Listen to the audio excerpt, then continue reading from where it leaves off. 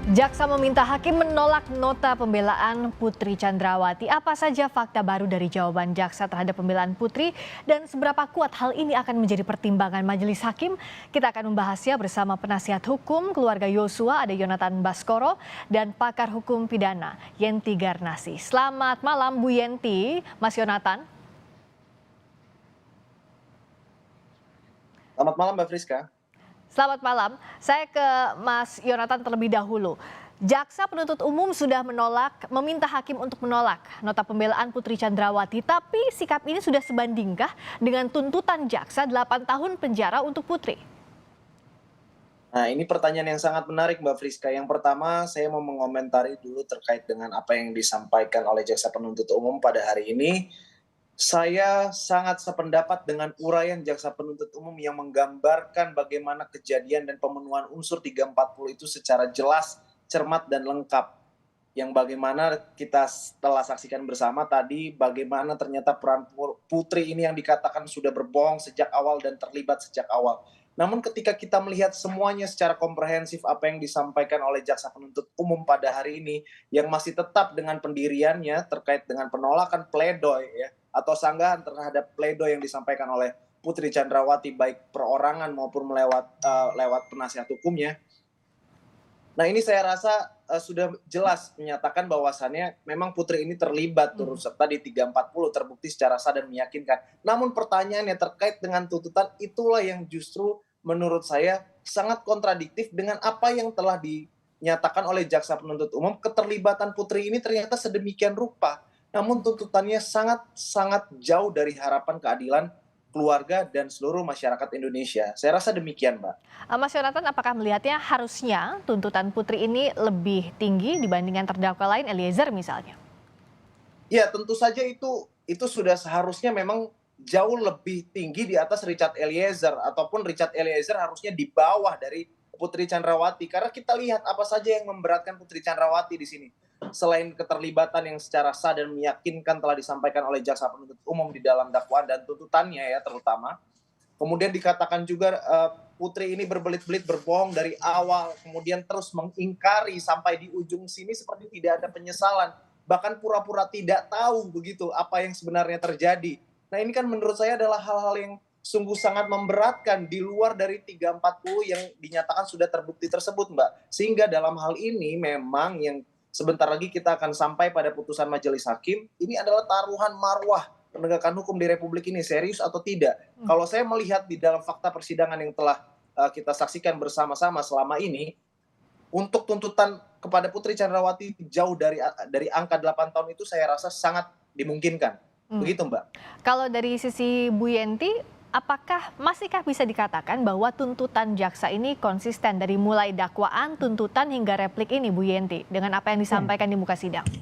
Ya, saya senada ya, bahwa malah sekarang ini jaksa lebih menguatkan kan, menguatkan bahwa menolak semua pledoi itu ya, menolak. Tapi sejak awal kita juga agak aneh gitu ya ketika dinyatakan terbukti dan tidak ada yang meringankan ya, kecuali baru pertama kali melakukan kejahatan, tapi nggak disebutkan juga waktu itu. Tapi kok ancaman pidananya, tuntutannya adalah hanya 8 tahun dibandingkan dengan FS gitu ya. Padahal dari apa yang disampaikan tadi diperkuat hari ini dengan repliknya itu menunjukkan bahwa Putri itu dan Sambo itu sama-sama pelaku intelektual ya, intelektual aktor gitu ya. Jadi gini, memang eksekutor memang Eliezer melakukan, tapi orang yang pelaku lapangan atau eksekutor itu tidak serta-merta dia pasti nanti berakhir pada penghukumannya dia, pemidananya dia. Bisa jadi dia itu hanya memang sebagai alat saja, tidak ada lagi kesempatan berpikir, tidak ada karena diliputi oleh kondisi yang tidak memungkinkan dia memikirkan kembali apakah dia akan mengikuti perintah apa tidak. Artinya apa? Ada satu tindak pidana direncanakan terlebih dahulu untuk membunuh seseorang yang dilakukan oleh alat. Nah, orang-orang lain sekitar itu yang memang merencanakan yang seperti dikatakan oleh jaksa bahwa terbukti, ya itulah pelaku utamanya. Begitu. Masa ada dua pelaku utama yang bedanya pidananya, bedanya sedemikian jauhnya gitu ya. Nah ini semacam apa ya, semacam ambigu gitu ya, apa yang disampaikan oleh jaksa menggebu-gebu, tapi begitu tuntutan kan tuntutannya sama, yaitu 8 tahun kan gitu ya, kalau nggak salah kan gitu. Ditolak tapi sama, karena sejak awal memang sudah sangat rendah dibandingkan dengan ancaman maksimalnya. Kalau dari sisi keluarga almarhum Yosua, Mas Yonatan, apa yang jadi kekhawatiran dari dakwaan, dari tuntutan begitu keras jaksa dan juga begitu detail menguraikan pasal-pasal 340 khususnya untuk Putri Chandrawati, tapi sampai di tuntutan 8 tahun penjara. Adakah kekhawatiran sampai ke vonis nanti selama jalannya persidangan ini? Ya, kekhawatiran itu sangat kental kami rasakan keluarga pada saat ini. Betul-betul ada ketakutan bagi kami bahwasannya keadilan ini tidak bisa kita dapatkan. Karena kita melihat, tadi sudah disampaikan oleh Ibu Yenti secara jelas, dari awal bergulirnya persidangan ini sejak P21 kita lihat jaksa ini tegas, begitu menggebu-gebu dalam menyampaikan dakwaannya, begitupun di dalam persidangan, di dalam pertanyaan-pertanyaan yang dilontarkan kepada saksi, kemudian dalam menghadirkan atau menunjukkan bukti-bukti yang ada. Tetapi kita satu Indonesia ini dibikin seperti naik roller coaster. Jadi kita punya kepercayaan yang sangat tinggi, awalnya menaruh ekspektasi yang begitu tinggi. Ini perlu saya sampaikan karena ini adalah curahan hati keluarga dan seluruh rakyat Indonesia yang kita berharap ini sudah jelas terbukti. Fakta-faktanya tidak bisa terbantahkan, bahkan sudah sangat cermat. Tetapi sempat diturunkan lagi ketika membacakan tuntutan hukuman terhadap para terdakwa. Begitu ya.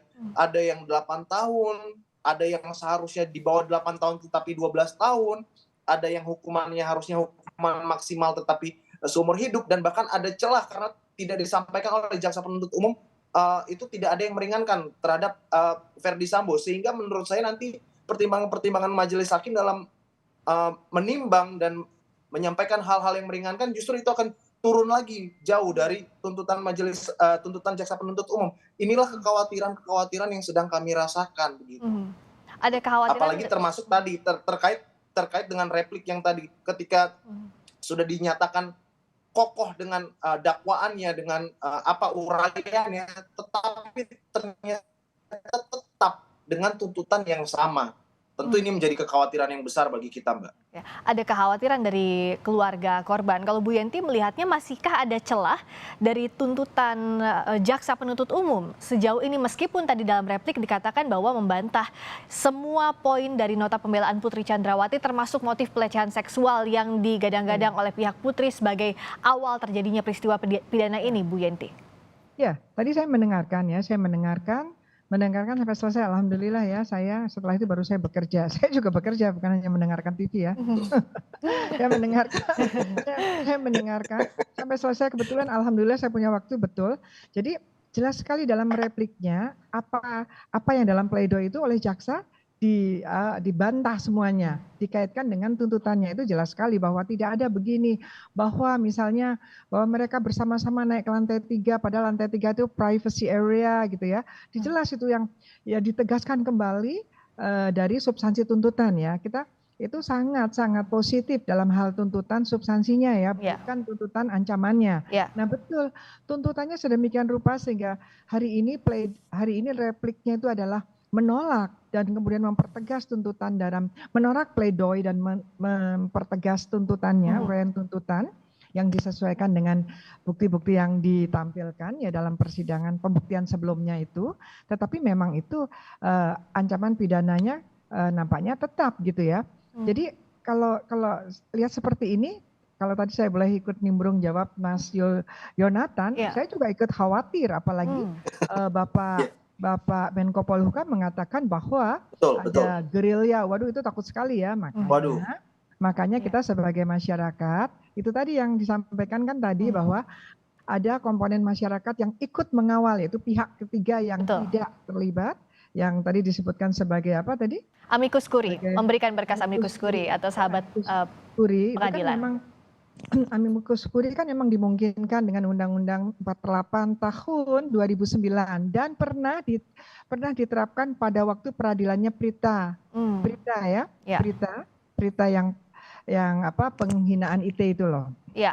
Jadi pihak ketiga yang tidak terlibat tetapi didengarkan tapi bukan bentuk perlawanan. Itu nanti tergantung hakimnya.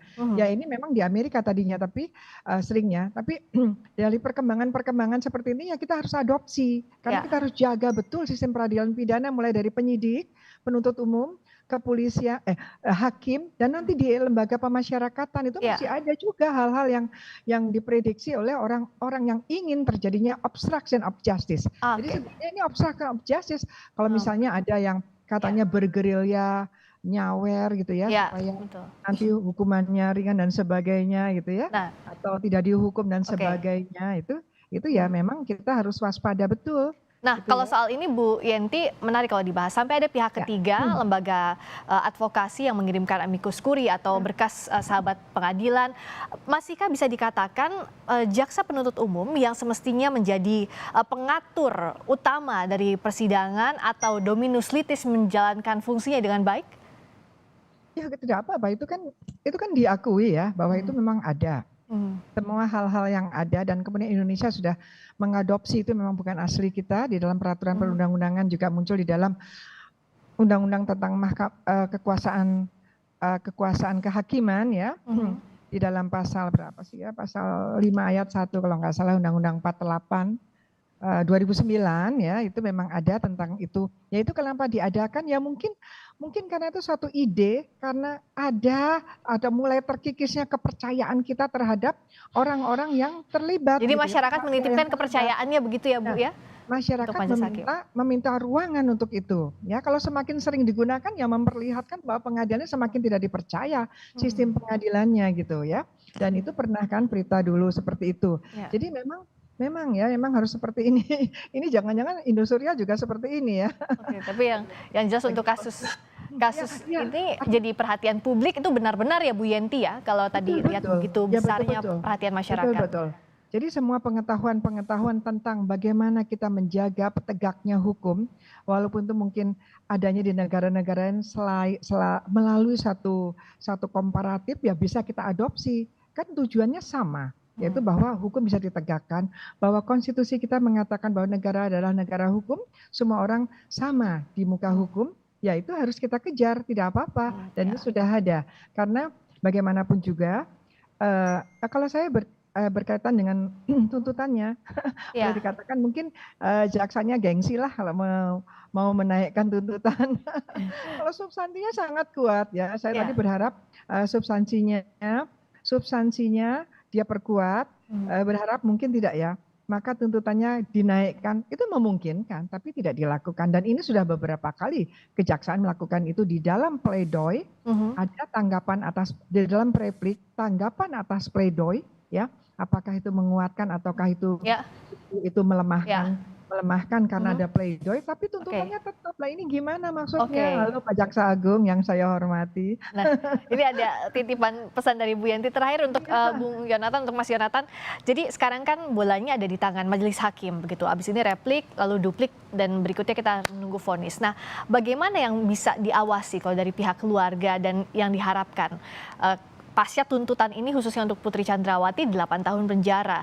Belum lagi dengan terdakwa lainnya yang jadi pertanyaan dari pihak keluarga tadi, ada kekhawatiran tadi, bagaimana Mas Yonatan?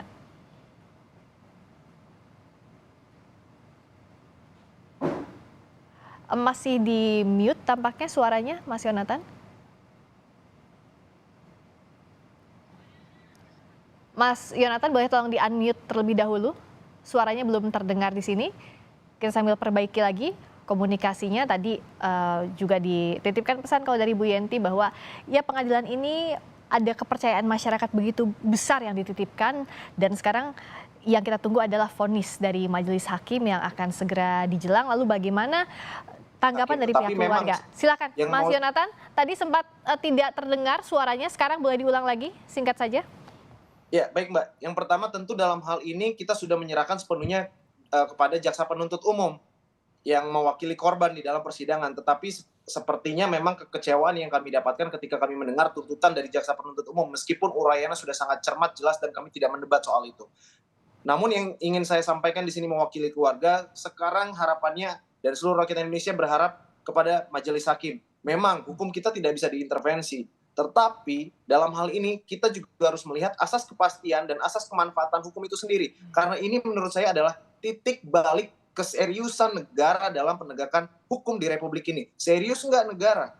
Kita buktikan di dalam putusan majelis hakim nanti. Bagaimana keadilan bisa didapatkan oleh korban, khususnya keluarga almarhum Nofriansah Yosua Huta Barat, dan seluruh rakyat Indonesia sedang memantau ini, bahkan tidak berkedip sekalipun dalam mengawal kasus ini. Saya rasa demikian, Pak. Ada kepastian hukum, kemanfaatan, dan tak kalah penting, yang paling penting adalah asas keadilan harus dipenuhi. Dan ini jadi harapan masyarakat terhadap kasus pembunuhan berencana Yosua. Terima kasih Mas Yonatan Baskoro, terima kasih Ibu Yanti Garnasi sudah bergabung di